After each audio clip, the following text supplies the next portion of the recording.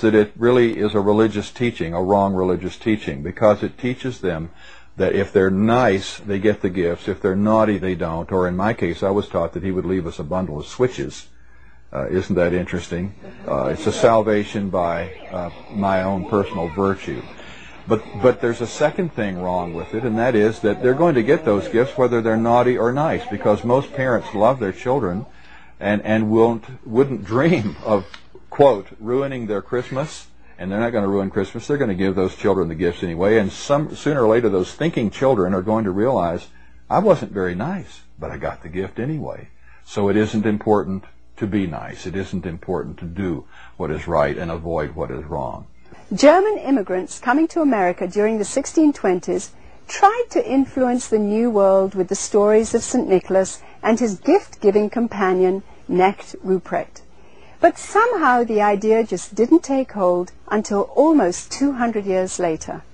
In 1819, America's best-selling author, Washington Irving, used his influence to promote St. Nicholas in a popular Christmas story titled Bracebridge Hall. Consulting Irving's writings, Episcopalian minister Clement Clark Moore penned a decidedly secular tale called A Visit from St. Nicholas in 1822. Later retitled The Night Before Christmas, Moore's poem was based on the tales of German and Dutch immigrants who had come to America. Intended originally only for his own children, Moore's story was published in the Troy Sentinel in New York and became an overnight sensation. Gone were the bishop's remnant of St. Nicholas.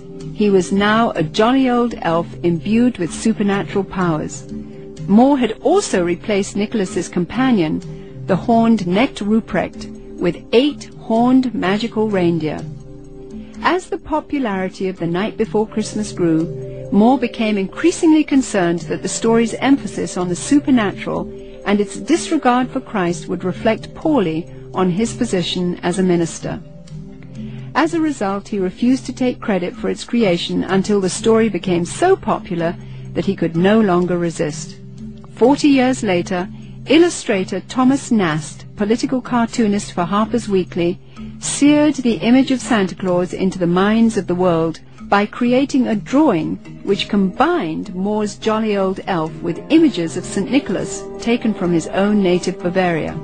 By 1880, Santa was a thoroughly secularized folk hero who had become increasingly irresistible to retailers worldwide. One factor that has contributed to the paganization of Christmas, the complete paganization of Christmas, has been the element of commercialism. It may seem odd to think of it in that context, but remember that Christ himself identified the love of money as a spiritual force in and of itself. And where it comes into play, it has a kind of naturally hostile effect on the gospel and the Christian faith. So the commercialization of Christmas has helped to highlight the pagan elements and to drive the overtly Christian elements further under